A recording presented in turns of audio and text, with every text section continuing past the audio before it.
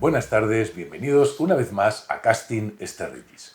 Hoy tenemos con nosotros a uno de esos gestores, quizá el gestor estrella más desconocido dentro del panorama nacional. Es Pablo Cano y es el gestor de Now, una gestora de nueva creación, precisamente aquí en Valencia, una de las primeras gestoras españolas con el sello de gestora o de inversión sostenible y que contrató pues, a Pablo, que es un gestor con un track record espectacular, que yo creo que cada vez se va a hablar más de él y cada vez va a ser más conocido dentro de este circuito de las gestoras independientes españolas, en las que ha venido a aportar algo nuevo, algo diferente, que él nos va a contar qué es.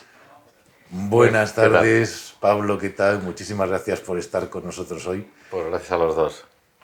Primero queríamos saber, antes de ver qué aporta Now, Sí. que no aporte otro fondo, te quiero preguntar algo que siempre preguntamos y que nos gusta mucho conocer, y es ¿cómo llegaste tú a interesarte por el mundo de la bolsa? De la bolsa. Que no es algo muy común entre No. la gente, ¿no? Y entonces, ¿qué te lleva a ti a dedicarte a interesarte por el mundo de la bolsa y luego a ser gestor, que tampoco es una profesión muy común? Pues me tengo que echar para atrás, pero bastante. El tema de la bolsa siempre me había causado curiosidad. En la carrera yo empecé a estudiar empresariales, pero enseguida me cambié a económicas porque lo que realmente me gustaba a mí era la macroeconomía.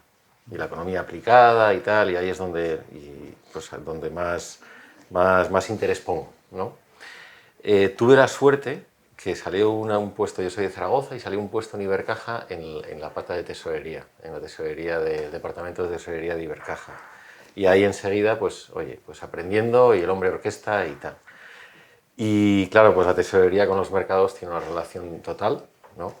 Ahí es cuando me empieza a interesar muchísimo y sobre todo intentar entender el porqué, ¿no? No ya la noticia y cómo reacciona el valor, sino el por qué hay gente que sí que destaca y hay gente pues, que se queda en la media, por ejemplo, o esa manera de, pues bueno, vas encontrando distintas filosofías.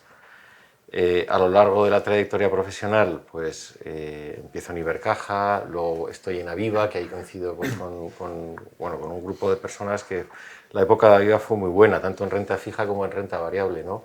Iván Martín, Leticia Santaolalla, José María Díaz Vallejo, y luego en renta fija, pues... Un equipazo, ¿no? Un equipazo, ¿no? Había ahí.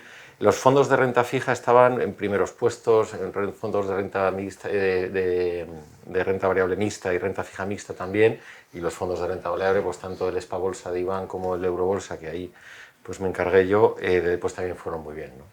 Y luego de ahí pasé a Bank Inter, que en Bank Inter, gracias a Dios, pues también fueron años muy, muy buenos, con dos fondos, con el Bank Inter Dividendo Europa y con el Beca Mixto 75 del Fondo Los de Pensiones. Dos muy conocidos porque yo he trabajado con Bank Inter muchísimos años, Sí, y esos eran de los grandes de Bank Inter. Sí, fueron muy bien, fueron muy bien. El Bank Inter Dividendo fue francamente bien y ganó muchísimo, bueno, y mucho patrimonio al final. Pues, bueno, y el Beca Mixto 75 fue un fondo de pensiones que también, que el performance fue magnífico, con premios pues a 5, a 3 años. Nada, muy bien, fue un fondo que además muy consistente, ¿no? Has hablado de una cosa que es interesante y es suerte. Tuve la suerte. ¿Tú crees que las cosas que hacemos o en lo que nos convertimos depende mucho de la suerte? No. ¿O depende de una decisión personal? Correcto. Mi decisión personal fue dedicarme 100% a la gestión, y la suerte, entre comillas, fue buscar, que ese es el esfuerzo que haces, pues trabajar en un sitio como en Aviva, ¿no? La verdad es que pues... Y luego en Ibercaja tuve mucha suerte también porque coincidí con Alberto Espelosí y con Juan Huguet. Fíjate. Que son dos personas pues, que con dos estilos distintos. Con Alberto mantengo una relación muy buena. Alberto es mucho más macro, generalista, donde él intenta aplicar todo su conocimiento de macroeconomía en lo que es el mercado, ¿no? Yo no me atrevo a tanto. Yo directamente, pues, renta variable, intentar encontrar negocios pues, que tengan un crecimiento, digamos, constante, ¿no? O con grandes barreras de entrada, las compañías de calidad que decíamos antes, ¿no? Pues esa es la idea, para mí es lo más importante, encontrar las compañías de calidad, ¿no? Que son de estilos distintos, pero que al final cada uno aplica su método. Eso es, su Lorenzo método. me mira así en plan de... ¿Vas a decir algo por lo de la calidad? Vale, pues venga, empezamos. No, antes de eso, si no te Sí, importa, sí, hay claro, una cosa que claro. me gustaría Sí. y es, para los oyentes, la idea de sostenibilidad, Sí. yo creo que es un tema que desde la base también estaría bien que lo comentaras. Vale. Pablo. El tema de sostenibilidad para nosotros es clave, ¿no? Yo el tema de sostenibilidad yo lo desconocía. Cuando empiezo yo, pues en Avio, por ejemplo, no tenía ni idea del tema de sostenibilidad, así que había empezado a leer un poco y tal y cual. Fue cuando empiezo en Bankinter, cuando pues me dicen, oye, mira, pues aquí tienes el Bankinter Sostenibilidad, que fue otro fondo que yo empecé a gestionar, que nada, que tenía 1,5 millones de euros, no tenía nada más, y gracias a Dios pues fue muy bien y terminó en 85 millones, ¿no? Cuando dejo Bankinter. Y ahí fue cuando empiezo a leer sobre la sostenibilidad y a informarme de qué es aquello de esa sostenibilidad. Y realmente funciona. O sea, ¿qué entiendo yo por sostenibilidad? Sostenibilidad para mí es un complemento, no digo perfecto, pero muy bueno al análisis fundamental. ¿Por qué? Pues porque introduces variables que sí que te ayudan a medir el riesgo operativo de las compañías que no están ni en la cuenta de resultados ni en el balance. Ajá. Es sobre todo una manera de medir los riesgos operativos de la compañía. Eso es la sostenibilidad, ¿no?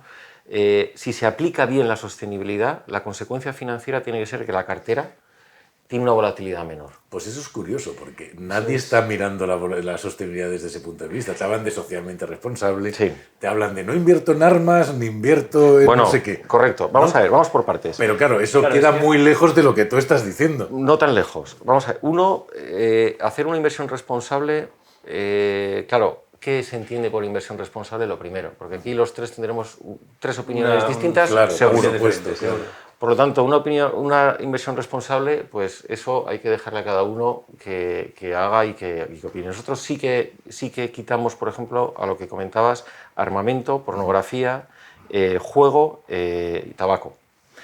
Pero también con una idea de, oye, esto beneficia.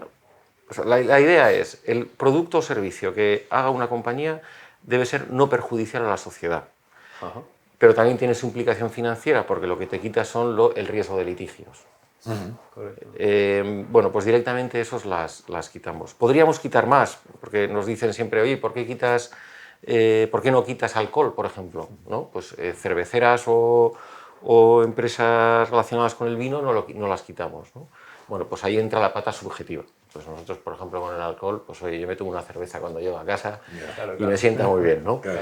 Pues bueno, pues ahí entra también la pata subjetiva, ¿no? Pero sí que quitamos, el tabaco es claro, pues oye, ahí hay un riesgo de litigio que directamente te lo has Te lo quitado quitas. de la cartera, ¿no? Y dices que el resultado de esto es una menor volatilidad en Correcto. las empresas, o sea, por el hecho de que la cartera tenga una menor volatilidad como consecuencia de ser empresas sostenibles. Sí, porque una empresa que cumple la sostenibilidad, que cumple los criterios de sostenibilidad, se supone, nosotros somos unos convencidos, que la volatilidad, el riesgo operativo de la compañía está más controlado. Por lo tanto, la volatilidad al final va a ser menor. Y en tu fondo eso se nota. Sí. Es un fondo menos volátil Sí. que cualquier otro fondo Sí. de rentabilidad para la misma rentabilidad. Sí, correcto. Eso además no es objetivo primero, porque el objetivo primero está claro que es la rentabilidad, punto, lógico. ¿no? Pero sí que hay un objetivo segundo que debe ser una volatilidad claramente inferior, ¿sabes? Y por ahora lo estamos consiguiendo. También se consiguió en Bankinter, tanto en el Bankinter Dividendo como en el Bankinter Sostenibilidad, como en el Beca Mixto 75, donde yo terminé aplicando la sostenibilidad a todos los fondos en la manera que podía. Ahora lo hacemos de una manera mucho más intensa o profunda, ¿no? Yo te voy a hacer Se una nota pregunta. Te voy a la hacer una- volatilidad. Perdona. Te voy- Algunos dirán que es la sostenibilidad, otros dirán que es Pablo Cano. ¿Qué es la selección de valores? Bueno, bien, pero Claro. qué casualidad Eso está bien, ¿no? que se cumple, Claro, claro. ¿no? Que la volatilidad es menor cuanto mejor aplicas la sostenibilidad. Claro, claro. Y Pero aquí bueno. me surge una pregunta muy interesante, porque Venga. dices, bueno, vamos a quitar sectores, ¿no? Quitamos el tabaco, quitamos no sé qué. Pero ahora te digo, mismo sector, dos compañías, una sostenible y la otra no. ¿Y por qué? Vale, buena pregunta. Pues depende de las variables, ¿no? Y aquí también entra otra vez el tema subjetivo. ¿Por qué? vosotros sois una empresa de capital humano, ¿no? Claramente. Una consultora también sería una empresa de capital humano. La rotación de empleados, que no te aparece ni en la cuenta de resultados ni en el balance, es un ratio que analizar su evolución en absoluto y en relativo con respecto al sector te da información sobre la compañía. Cuanto mayor sea el ratio de rotación de empleados, mayor riesgo operativo tiene la compañía. Vosotros os empieza a subir la rotación de empleados, tenéis un problema. Claramente, tenemos un problema claro, sí. En eso estoy de acuerdo. Por lo tanto, pues por ejemplo, Capgemini y Atos, dos compañías consultoras francesas más o menos similar, tecnológica, con más o menos las ventas son parecidas, con un balance similar, una generación de caja se podría decir similar, ahora no las tengo 100% en la cabeza, pero las analizamos y era... Una de ellas tenía la rotación de empleados mayor que la otra. Me voy a ir siempre a la que tenga menor, a un ratio de generación de caja similar. Sí, sí. Eso es verdad. Y eso dentro de un sector, por ejemplo, dentro de este sector, eso es sostenibilidad, porque hay, digamos, una mejor gobernanza de la compañía, ¿no? Correcto. Que al final es buscar una mejor gobernanza en sectores que no son esos sectores que quitas, ¿no? Correcto. Una mejor gobernanza que no es otra cosa que un menor riesgo operativo. Desde luego, sí, sí. Está. Al final Eso tú le llamas menor riesgo operativo, que es. queda muy interesante. Que queda también muy bien. Pero es la realidad. Y para ti, Pablo, cuando defines empresas de calidad, tienes en cuenta, o sea, el hecho de analizar las empresas desde este punto de vista, sí. ¿esto define calidad para ti en las empresas? Sí, para mí sí.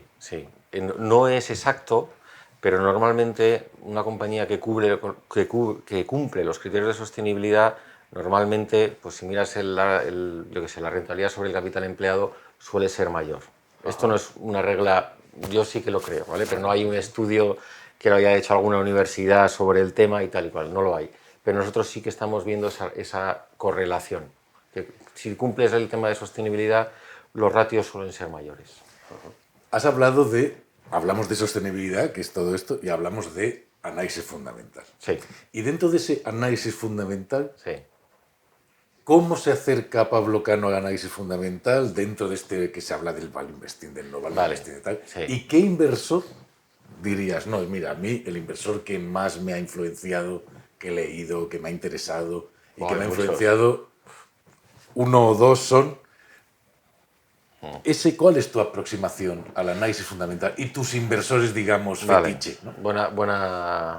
Bueno, por relación personal, por experiencia y por haber trabajado con él durante mucho tiempo, pues Iván Martín de Magallanes, pues me parece un inversor buenísimo. Yo he aprendido muchísimo de él, ¿no?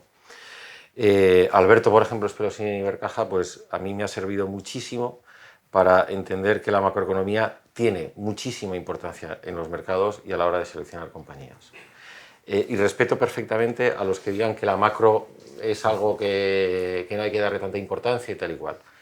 Yo aquí abro paréntesis, en el momento actual que estamos viviendo, que es totalmente anormal, hay que tenerla muy en cuenta. Desde correcto. Luego, porque es más importante que en otros momentos. Entonces yo ahí pues valoro mucho el haber trabajado también con Alberto, pues para poder aplicarlo a la hora de seleccionar compañías, ¿no? Y luego ya si nos vamos a mí, por ejemplo, un libro, el pequeño libro que genera riqueza, me parece que es, ¿no? De Pat Dorsey, el que te habla de las barreras de entrada de las compañías, ¿no? Para mí ese libro te define muy bien lo que es una compañía de calidad. Que no es otra cosa que tener barreras de entrada, pues, y tener sostenibilidad, no en criterios de sostenibilidad, me refiero a sostenibilidad a la hora de predecir... En ese crecimiento. Eso es, en ese crecimiento. Y facilidad a la hora de predecir los próximos 5 o 10 años. Que eso es algo que yo también le doy a lo mejor excesiva importancia, ¿no? Porque es la manera de evitar trampas de valor, ¿no? ¿Cómo van a ser los próximos 5 o 10 años de un sector? Pues anda que no ha habido sectores en muy poco tiempo que han cambiado muchísimo, ¿no? Los hemos visto, vamos, en los últimos 10 años ha habido una revolución con el tema tecnológico, cómo te ha afectado a todos los sectores, ¿no? Y ahí vamos a hablar de un sector, y ahí te voy a hacer a ti también una pregunta, que es, por ejemplo, y que está muy de moda ahora en las carteras, es el sector de automóvil. Sí. Está muy de moda en las carteras porque, y todos los value investors pues, están ahora que si el sector automovilístico, bueno, tenemos el problema de Renault, pero tenemos otras muchas tesis como es Fiat, como es BMW, Volkswagen, es decir, mucha gente invirtiendo en este sector porque está barato.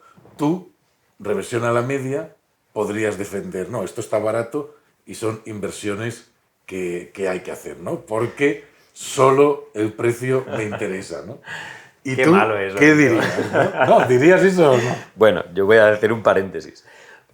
A mí me considero que sí, que el hecho de que esté barato, por el mero hecho de que algo esté muy barato, obviamente puede generar una reversión a la media. No voy a contradecir que por el hecho de que tenga una empresa calidad, lógicamente, de hecho yo intuyo que Pablo, no lo sé, pero te pregunto, entiendo que el hecho de buscar compañías de calidad no implica que además trates de buscar las baratas. Hombre, Entiendo, sí, o sea, claro. entiendo que no es una cuestión solo de calidad, ¿no? Sí, es no, calidad barata mejor que calidad solo. O sea, la frase... O calidad cara, ¿no? Correcto. La frase que usamos todos y que a mí me parece la correcta es buenas empresas a precios razonables. Esa es la frase... Warren Buffett. Esa es la frase que, la hay gran frase. yo creo que todos nos quedamos con ella, ¿no? Ahora bien, ¿a qué le das más importancia? ¿Al precio razonable, que también hay una pata subjetiva, ¿no? O al tema de las buenas empresas? Bueno, pues yo prefiero quedarme con el tema de las buenas empresas. Como bien dice Warren Buffett, si te confundes, la capacidad de volver otra vez, o sea, de recuperar, pues en una buena empresa es mayor, ¿no? Sí, Aunque también dice Warren Buffett que una gran empresa comprada muy cara deja de ser una buena inversión. Exactamente. Y ahí es donde Exactamente. viene el grave Por problema. eso el precio tiene que ser razonable. Claro. Correcto. Claro, correcto. sí, yo creo que el tema de las empresas de calidad, cuando una empresa tiene mucha calidad, que tiene a lo mejor muy altos retornos, claro, lo que me ha gustado mucho de lo que has comentado, Pablo, es el cómo llegas a las empresas de calidad, ¿no? Muchas veces la gente se queda en la calidad por el mero hecho de que una empresa tenga altos retornos y acaban factorizando la calidad con empresas de altos retornos por capital empleado y no por ello solo es una empresa de calidad, ¿no? Me ha gustado mucho cómo has vestido la calidad y eso también demuestra, lógicamente, tu trayectoria. Compararme con él es absurdo. No, si no te estaba comparando, Vale. estaba sacando. Pero que un me sacas tema ahí. Y te estaba diciendo sobre el sector del automóvil. Correcto, y correcto. su precio y cómo está en muchas carteras Es value verdad. que miran por precio. Entonces, Correcto. ¿tú Sí. cómo te enfrentas actualmente Sí. al sector del automóvil? Sí. Y porque claro, eso es, Sí. ¿cómo te enfrentas tú al sector del Vale. automóvil y cómo lo ves? Sí, vamos a ver. El sector del automóvil está muy complicado. O sea, está barato, eso es una realidad. Ahora el tema es, ¿y durante los próximos 5 o 10 años va a seguir estando barato? Ese es el tema, ¿no? Porque a lo mejor hay razones por las cuales puedes llegar a pensar que va a seguir estando barato. El tema de la reversión a la media, eso es un hecho, eso es una realidad, que se vuelve a la media, ¿no? Ahora bien, yo no cogería los últimos 10 años, me cogería los últimos 25 años, ¿no?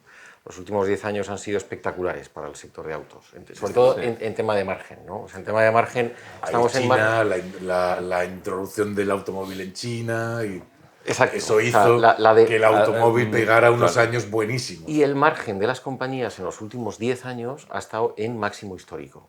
Entonces, por eso cogerte los últimos 10 años con este componente tan positivo para el sector te distorsiona, ¿no? Entonces, habría que coger otros 10 años. Yo he visto un EV ventas de Valeo a 0,30.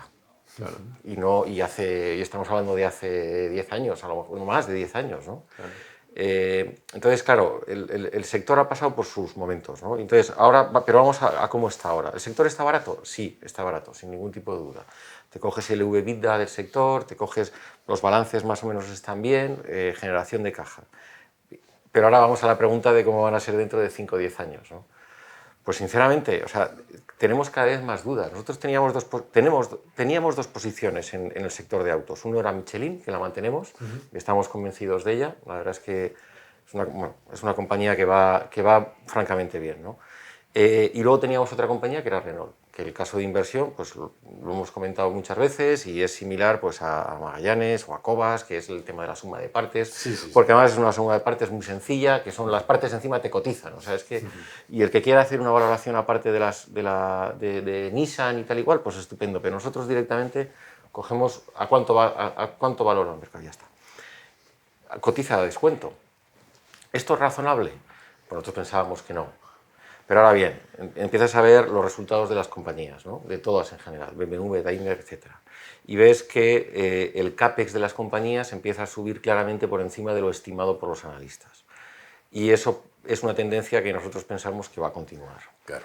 La generación de caja, por lo tanto, la que tienes ahora, no va a ser la que va a haber, ¿no? Frases importantes, ¿no? Daimler, cuando te dice, oye, vamos a ver, que es que yo tengo dinero para solucionar el tema del diésel, para seguir mejorándolo, o para el coche eléctrico, pero para los dos no tengo, ¿no? Eso ya te lo dice Daimler. Volkswagen, que te anuncia, creo que era, estoy hablando de memoria, lo siento, pero creo que era un 40% del portfolio para el 2025, quiero recordar, que iba a ser eléctrico.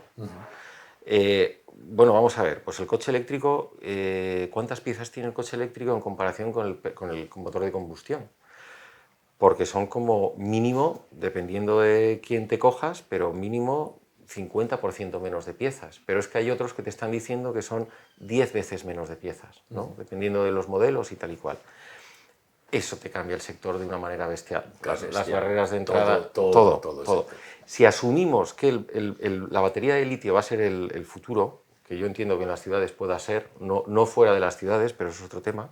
O sea, no el transporte pesado no va a ir con batería de litio. Pero si asumimos que se va a emisión cero y con batería de litio, joder, pues el sector, mira, yo me pongo, lo miro desde la barrera. Has hablado que va a pasar. Lo miro desde la barrera, porque veo que las cifras van a seguir sorprendiendo negativamente. Claro. Varias cosas que me interesan de lo que dices. Uno, el caso de Renault, ¿no? Sí.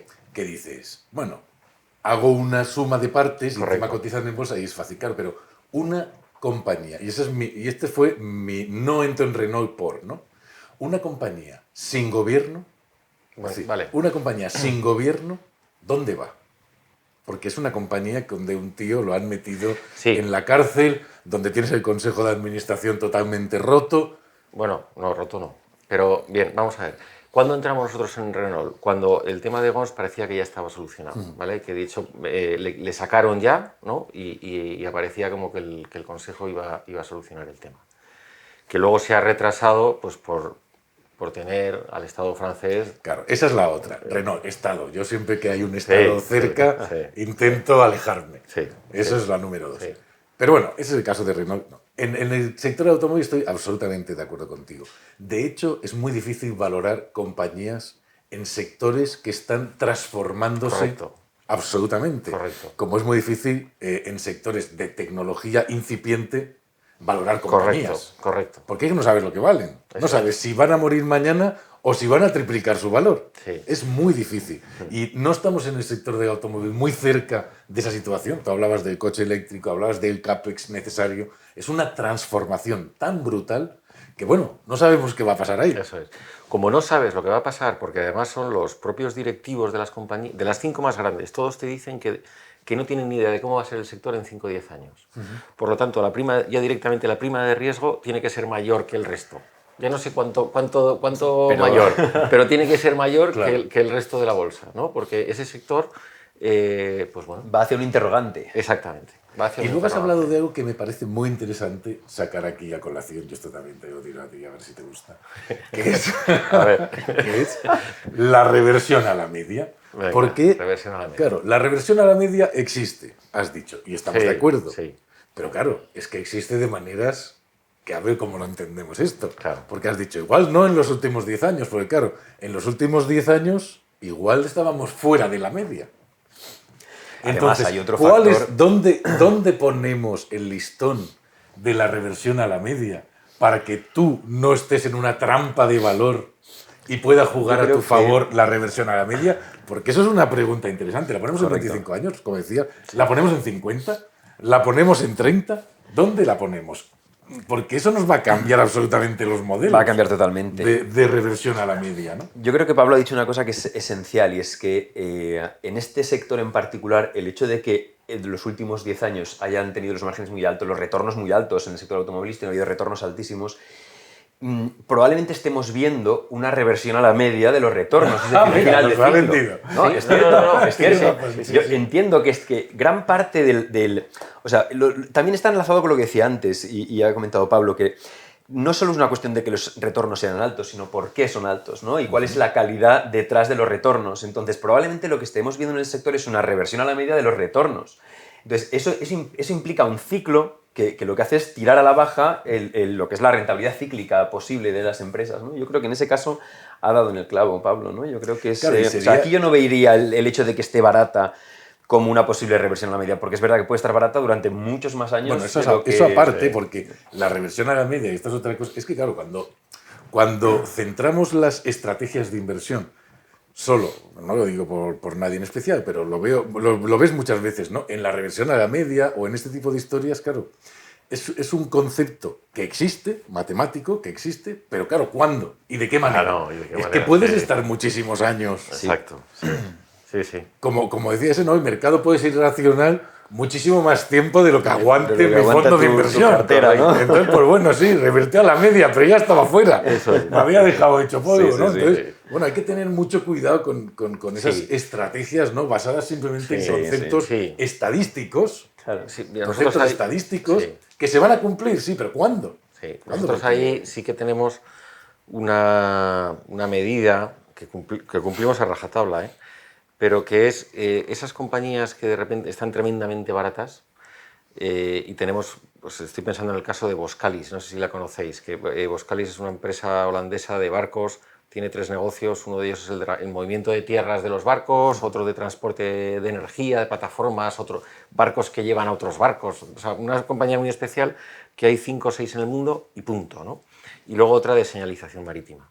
Y la pata de transporte, por eso está tan barata, ¿no? Le ha caído en picado, porque ya no se transportan las plataformas petrolíferas y esos barcos, el uso de capacidad está en mínimo y lo empiezan a mejorar, pues gracias a llevar los molinos, ¿no? La pata de tierra es un 70% es recurrente el negocio del movimiento de tierras.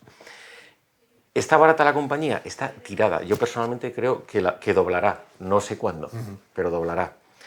Cuando nosotros entramos y de repente el equipo directivo en uno de los resultados dijo que retrasaba la mejora del negocio de transporte, ¿no? Nosotros redujimos la posición, ¿vale? A pesar de que estaba De confiar en de la- confiar en la y tesis. en la tesis, porque además es un casi oligopolio, que esos negocios son una O maravilla. sea, en vez de doblarla, la reduces. Sí. Que hubiera sido, digamos, una Exacto, teoría exacto. de decir, pues si está más barata, pues la voy a doblar, ¿no? Exacto, pero al ver que ese negocio se retrasaba, oye, vamos a bajar la posición, porque al final nosotros nos centramos mucho, y a mí me gusta centrarme mucho en el tema del control del riesgo.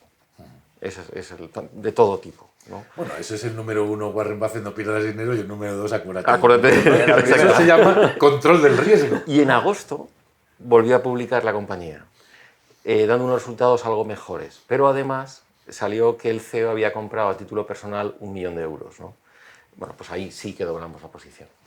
Claro. Esa Porque es viste que había una apuesta correcto. insider. Al final por es tener una rollo- serie de claro. compañías que están muy baratas, pero que no solo por el hecho de estar baratas vamos a entrar. Claro, claro. Hay que esperar pues, detrás de la barrera. Oye, pues seguramente a lo mejor hay un rebote del sector de coches, yo qué sé, por la noticia Bueno, que ahí sea. recuerda- ¿Cuántos, ahí me Pablo? recuerda- Perdona, el fondo, ¿cuántas posiciones más o menos tienes En este momento 30.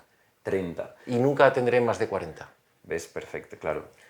Ahí, Que me recuerda mucho, perdón, este tema de esperar, o sea, de esperar el catalizador. En el fondo, Sí, estás viendo lo barato, pero estás esperando el catalizador. Me recuerda mucho al trabajo pues, de la gente de Valentum, Sí. que al final hacen el También vale, pero era con también esa idea- no entran, Claro. a no ser que vean un catalizador que sea el que, oye, ahora es el momento en el que esta compañía, por lo que sea, va a empezar su recorrido, ¿no? Y no tengo que tener una compañía 3 años en cartera, muerta, Eso es. porque sí, doblará, pero no sé cuándo, ¿no? Eso Puede es, ser que eso eso es. quizá es- Pues esa es la idea. Analizar la compañía, ver en qué está fallando y en el momento en que veas que ese fallo se empieza a reducir o ya empieza a darse media vuelta, pues venga, ya Correcto. entras. Me cuadra mucho porque de alguna manera es un portfolio bueno, medianamente concentrado, ¿no? 30 empresas. Y quizás también está un poco juego que estamos teniendo también con la reversión y no, y calidad y no.